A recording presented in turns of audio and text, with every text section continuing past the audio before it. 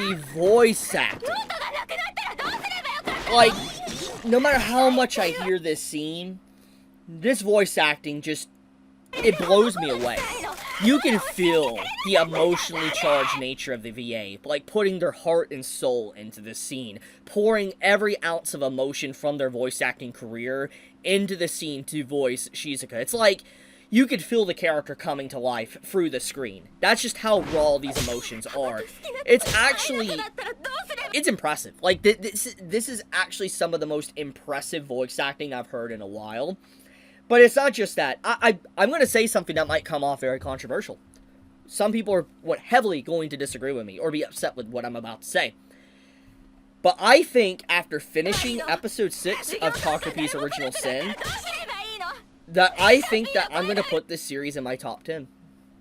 Yeah, this might be recency bias. It might take months for me to really think about it.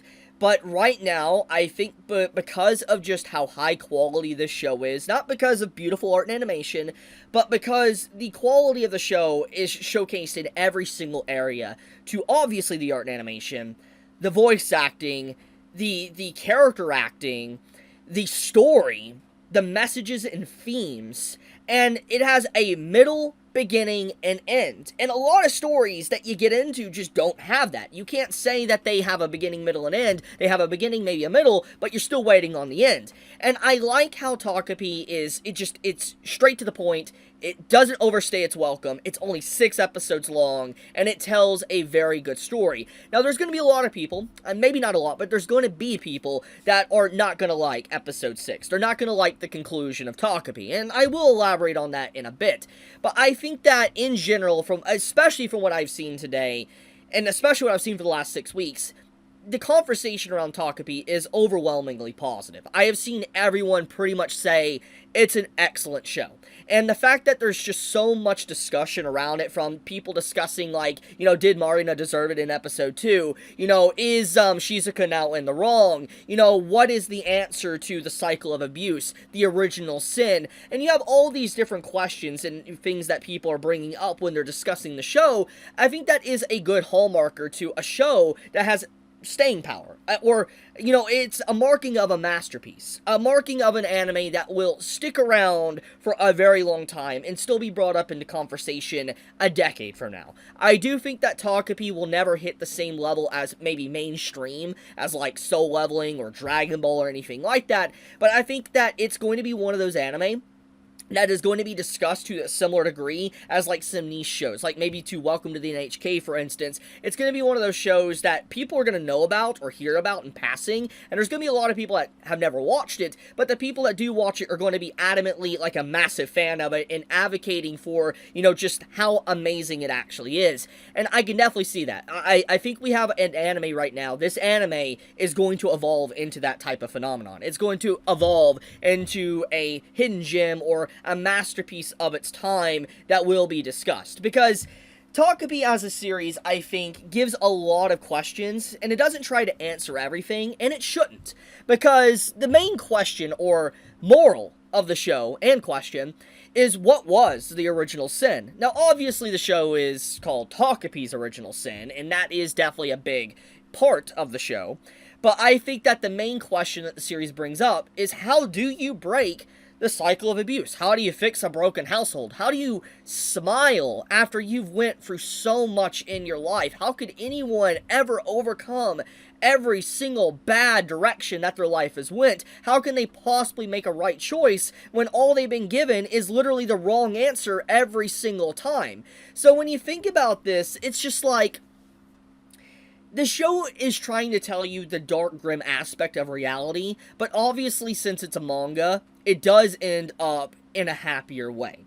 But it doesn't try to shy away from the fact that it knows it's a fantasy. Like, it obviously, the situation happened at the end of the show wouldn't happen in real life, but it acknowledges the fact that the world is dark. It's very depressing, and it's not happy. There's a lot of unfortunate things that happen, and I'm getting ahead of myself. I want to talk about that later in the video. The main thing I want to talk about, right now at the very least, is that Takopi has become a sensation. I have seen so much conversation around this. Hell, there is 4.3 million views on this bye-bye post for Takopi. Like, this is the official Takopi's Original Sin social media account. And as you can see here, it almost has 100,000 likes on it and 4.3 million views. And that's insane, because it's like, nobody really knew Takopi existed until the anime. Like, okay, I'm not saying that there wasn't a fan base, because there was. There definitely was people I talked about, and I was aware of it as well. But it was not a series that was very well known. It had a niche, small, maybe slightly larger than a very small, but it was still a small fan base. And it's very obvious that the anime has done wonders on not just, like, its production in terms of just telling a really good story, but it's kind of made people question or want to talk about the show. And I think because of how much conversation that is around the show and how many people are talking about it is what has driven it to become so popular. And this is going to be one of those series that people are going to remember for a decade plus. I can definitely see it being a massive series in the future that people are going to look back to and discuss continuously because of just how beautiful it is. Not just art and animation, but the character acting, the voice acting, you know, just the story in general. There's going to be a lot of discussion from this, and I could see a lot of, like, analysis and retrospective, you know, videos being created about this in the future, because it's one of those type of series. It's one of those type of series that bring up the very hard questions, and it makes you wonder, what is the answer? So, with that being said, we got to talk about this episode. We got to talk about how it concluded, and if I could recommend this to other people. Now, obviously, as I said, I will say it's probably in my top 10 favorite anime of all time. But can I recommend the show to people? And is the ending actually good? That's the question. So we gotta think about the core themes of this series. What is Takopi's Original Sin actually about? Well, the series constantly brings up new questions, or gives you new original sins. Now, mainly the series wants you to focus on Takopi's Original Sin, but I've talked about this already in a previous video and even on social media, but every time we get introduced to these characters and find out more about them, you start to realize, like, where did this all start? What could have been done differently to make the world a better place for these characters, like Marina, Shizaka, Takopi, Ozma, what could have been done? And we gotta start from the very beginning. Episode 1 establishes that Shizaka is being bullied by Marina. And obviously, in that moment, the only way for probably to talk about why everything's going on and why Shizaka's, you know, in such a miserable state, we are blaming it all on Marina. But then we find out that Marina's mother is a horrible person that mistreats her, abuses her physically and mentally, and so the series tries to paint Marina in more of a sympathetic light, trying to showcase the reason why she acts like this is because of her mother. And it doesn't try to say that she is completely forgiven for her actions, but obviously you get an understanding to how she ended up like that. So then, the audience's perspective of the original sin, we look at the mother, of why it happened. But then it's revealed that the mother, you know, had a complete fallout with her husband, Marina's father. And you have it to where you see, like, the father doing the choices he's making is why Marina's mother is acting so psychotic. And so then your opinion starts to shift to just the parents in general. You're like, okay, it's Marina's parents that are the original sinners that has caused this entire situation. But then, it's revealed later on that it's Shizaka's mother that is the one that got Marina's father taken away. And to kind of be, you know, seduced by another person. And so then, the blame starts to kind of go on to Shizaka's mother and Marina's father. And which has led to the entire situation of everything else, like a domino effect. But then, you have to ask yourself, okay, Shizaka's mother's acting like that, and then you find out about the father in the previous episode. And that the father is absent, he's already started another life, he has other children, and then you're like, okay, so maybe the reason why Shizaka's mother is like she is because of Shizaka's father. And so then you want to place the blame on that. So you're like, is that the original sin? Is that what started it all? Is that what started the domino effect of everything to really just go wrong for all these characters. But then you're like, no, that's clearly not the case, because what the show has tried to paint time and time again is that there's always someone that comes before that has started the domino effect. And that's what the show wants you to see. It's like, yes, Takopi is the focus, he is the original sin because he messed with the timeline, but all these things were already happening to begin with. These people were unhappy, dealing with cycles of abuse and trauma way before Takopi ever came into the picture. And it was very clear that even before he came into the picture, Shizaka was already dealing with tendencies that would potentially have her end herself. So when you think about all this, it's very obvious that you have to go back to the very beginning, the original sin that started it all. But then that's basically deflecting the blame from who is actually the reason why this is all happening. And so we go back to the beginning. Who is at fault? Truthfully, looking at everything, it is the parents and also Marina's actions. But I think that in general, what the show tries to show, there is no right answer. You can blame anyone you want. You can deflect any way you want. You can blame someone else for why you act like the way you do. And I think the best way that the show really tries to paint that is Shizaka's crash out. This entire crash out scene with her, I think, really paints that picture that she was dealt a really bad hand. And a lot of people in life are dealt a bad hand. They are given only one choice. Typically, people think that there's two choices in life. Like, there's options of a good path and a bad path.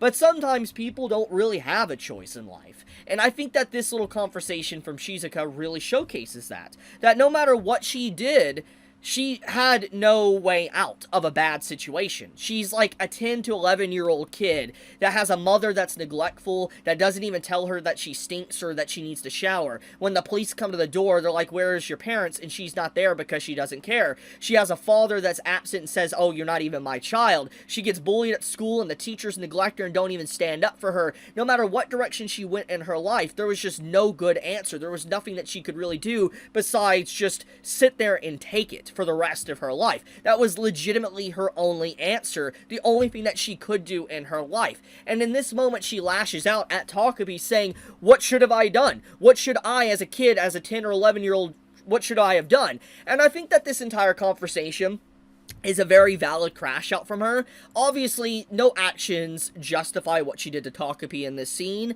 because I already called out Marina in previous episodes. I'll do the same for her. But I think what this scene really showcases is that sometimes people are dealt hands, and there really is no answer. And that's a very tough one. That's a very tough thing to say, and especially as a writer as well, because as a writer, usually writers, especially when they bring up heavy topics like this, maybe they give their answer to the subject. Maybe they explain what they would do. And I think one of the big messages that the author tries to say in this is that sometimes there is no answer. Like, there is no definitive answer, because I know authors are supposed to like give an answer to some of the big heavy questions, but I think that that's in general what this is that sometimes there just really isn't an answer to something. And I think Takopi's like his response is actually some of the most human response you can really have. He's like, I'm sorry Shizaka, I don't have an answer, I don't know what I can say to you. Because I think that a lot of people like to think that they would have an answer for this situation, but there isn't. There really isn't. Obviously, we can instantly start to blame Shizaka. We could say her actions and what she did is horrific, and yeah, she definitely did horrific things. Let's not try to shy away from the fact that at the beginning of the episode, it straight up basically says she kidnapped her half-sisters and did horrific things to them just to see if Chappie was alive. So let's not act like she didn't do horrific things, and she knew they were horrific, because she's been abused. But she basically... there is no answer, because no matter what she did, what would have happened in her life was turning into this. She would have became this, because she never had a good path. And I think what really showcased this is that when Takopi didn't meddle with anything, Shizaka was broken. She was. Marina was broken. Like, before Takopi even came to this world, you see that. It was revealed in the last episode that they were broken. They were not functioning. Ozma was broken kind of as well. It showcased that their life, they were traumatized. They had a chip on their shoulder for the rest of their life. And I think that what the author really tries to go and show is that sometimes the only answer to it, if they can give an answer, is through sheer fantasy. Now, that might be a jaded way to look at this situation. Some people might say that's kind of messed up and dark to really consider that. Like, the only way you can really be happy is by living in a fantasy. For instance, everything being A-okay at the end. But I think that is a way that the author wanted you to see this ending. Is that sometimes things don't work out. Sometimes things are really bad, and the only answer really is to escape in a fantasy or believe that magic is real. And in this case, that's exactly what happened. Because the only reason why everything worked out in the end is because of magic and because of fantasy, which goes back to the beginning of the story. Think about the first thing that Shizaka said to Takopi. I don't believe in magic. Obviously, we live in reality, and magic doesn't exist. And if we think about that, what the author is point blank saying to us is that a happy ending is probably not possible. But it could theoretically happen depending. And I think Takipi is an analogy for an individual that can come into your life out of nowhere, that butts his nose and gets super nosy, that shouldn't really butt his nose into something, but he butts his nose into it, and he is able to change someone's life permanently. And I think that is what Takipi represents. He is a small flicker in someone's life that's able to do everlasting change to them. In a good way. Just as how a brief moment can instantly ruin your life and cause you to just spiral out of control, I think Takipi represents an entity that does the exact opposite. So, the author leaves you with a very important conundrum. And you have to come to your own conclusion. Is he implying that the only way to have a happy ending is through just fantasy and magic? Or do you hope that there's someone in your life that comes into your life like Takopi that can make it shining and bright? I think that's one of the core messages that the anime brings up. Very powerful stuff, man. Very good show. Very good series. I am going to miss Takipi. It is one of those anime that is a rarity. It's one of those series that comes around once like every 4 or 5 years, and it just blows you away. It is a rare, rare story. And I think that it should go down as a cult classic, as a masterpiece. And that's why I said it would definitely be in my top 10. It's that good, man. It really is. But I want to leave it at that. Thank you so much for everyone that watched this video. I greatly appreciate it. And it's been so much fun talking about this series.